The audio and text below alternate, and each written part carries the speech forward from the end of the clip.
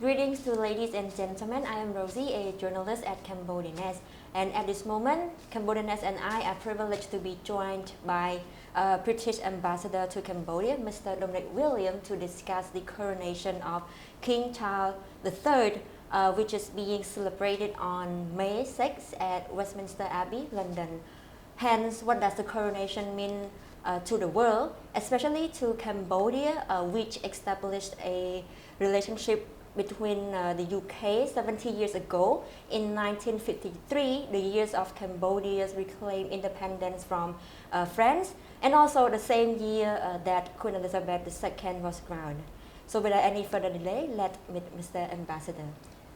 So Mr. Ambassador, thank you very much for being here today with us to touch upon the coronation so that we can understand how important it is to the British people as well as to Cambodia. So my first question to you, can you tell the Cambodian people how significant the coronation is as it is being celebrated for the first time in 70 years? Sure. Well, of course, this is a huge moment in the life of our nation. And I think the Cambodian people actually understand that very well themselves because both of our countries have a monarchy and both of our countries had a monarch who played a really important role throughout the whole of the 20th century in taking our countries through some quite difficult times. And so for the UK, that was Queen Elizabeth II, and for Cambodia, that was King Norodom Sihanouk. And Cambodia, of course, has already had a transition from the one monarch to another. And for the UK and most people in the UK, this is the first time in their life they've ever seen that transition happen. So it's, of course, a very big moment in the life of a nation. And it's also a big moment of celebration because King Charles III is already starting to set out his vision of what the monarchy will be at the start of what feels like a new era for us in the UK. And you can see that in some of the touches that he's brought into the coronation. So themes like environment and sustainability, and also representing a modern, diverse Britain that's made up of many different people of different backgrounds. So it's an exciting moment of celebration for our country, but also a moment of reflection of what's changed and how things have moved on within the country. Yes. So, Mr. Ambassador, what can we learn from the coronation and why we should do so? So I think the coronation, it's a time for the country to come together, and it represents, the best of British tradition. So there's lots of little elements within the coronation where they're, for example, using carriages that former monarchs used when they went to be crowned. It's in the historic setting of Westminster Abbey where British monarchs have been crowned for centuries. So it's steeped in tradition and in continuity with what's happened in the past. And I think that for any country, having that connection with your history, your past and your culture helps you move towards the future with confidence. And I think that that's what the coronation will show us all. This is a Britain that is steeped in its traditions, that is tied to its past, but is also moving forward with confidence into a future that is different from the past. Yes. Cambodia and the UK are both monarchies. So how do you see the role that a monarch plays in driving forward the country and fostering the relationship between the two countries? Well, as I said, I think that the monarchs represent the tradition of a country, and they some way sort of tie us to our past and help us understand our traditions, and that's what enables us to move forward as nations, or supports us to move forward as nations. And I think they do represent that stability and continuity that's really helpful for countries to understand their place in the world and what is important, what their values are. But I also think that monarchs have a very special role to play in international relations. And anybody who's met a monarch, it's not something that they ever forget. I think monarchs both command respect because of their traditional role, but also show respect in terms of the people that they meet, the things and the organisations that they interact with. And that can be really powerful. So, for example, I was lucky enough to meet His Majesty King Norodom Sihanouk last year. And that's a day my wife and I won't ever forget. We were in the Royal Palace here in Phnom Penh, in the beautiful surroundings, and we found His Majesty to be very humble, very considerate, very interested in the UK. And I know that also around a similar time, funnily enough, a group of Cambodians were meeting King Charles III in Buckingham Palace, including my Khmer teacher and including the Chevening scholars who were in the UK, in London at the time. So these are the young Cambodians who received British scholarships to study in the UK. They were invited to the palace to meet King Charles III, and I'm fairly sure that that is a day that they won't ever forget. So the sort of monarchs can really help form special relationships between the people of both countries because they are unique figures who represent so much. Yeah, so meeting the monarch is the moment that we cannot forget, and also and also the moment that we can tie the connection. Yes. So, Mr. Ambassador, under this new reign, what can we expect, and what role do you anticipate the United Kingdom play in the world, and especially in Cambodia here, the country where you are in the mission?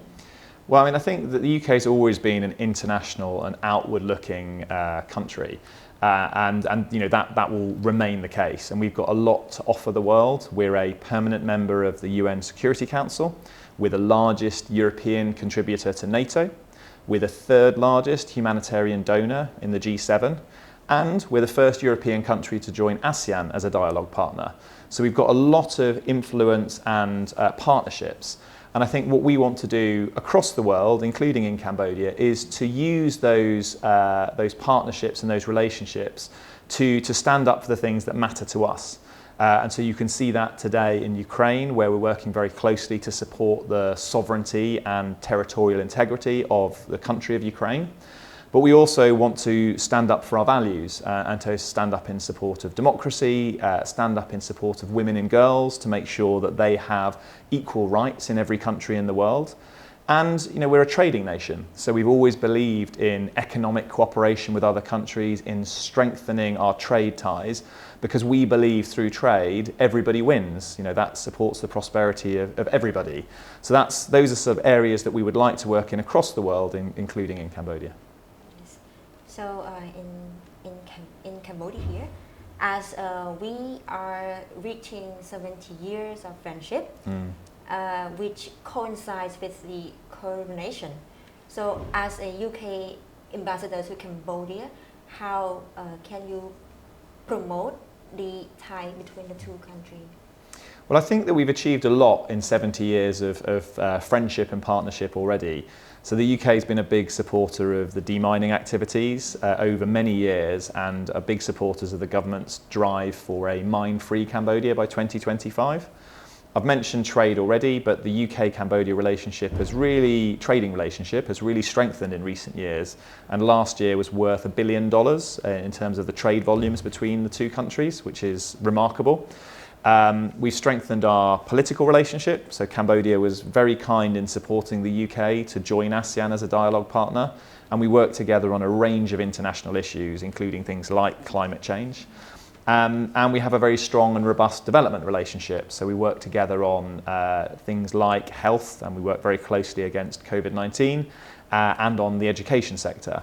But we're not going to rest on our laurels. You know, we've had 70 years of great cooperation, but the best is yet to come. And even this year, we're launching a range of new initiatives that I'm quite excited about. So we've launched a new system of trade concessions that Cambodia will benefit from, called the Developing Countries Trading Scheme. And this allows 99% of Cambodian products to go to the UK without paying taxes. So we really hope this will help Cambodian companies sell more to the UK, which will support jobs for people here. We're launching a joint trade and investment forum with the Ministry of Commerce, also that will help us work together on issues that are perhaps slowing down our trade so we can do even more. And we'll be launching a political dialogue as well with the government. So there's quite a lot of new initiatives that we're starting this year, which I think are quite exciting. But my overall ambition is to make sure that the UK is really standing behind the next stage of Cambodia's development, so that we're helping Cambodia make the journey into the future that is always more prosperous. And so I think particularly there's a role for us in supporting education here, in making sure Cambodia has the skills to compete and succeed in a competitive global marketplace. And then lastly, I would say that personally, I hope that through using my Khmer language skills, through the relationships that I form with Cambodian people, that I'm able to understand and represent the aspirations of the Cambodian people, so that I can help support them achieve what they want to achieve in future. thank you very much, Mr. Ambassador, for your comprehensive input and how the UK is committed to helping Cambodia.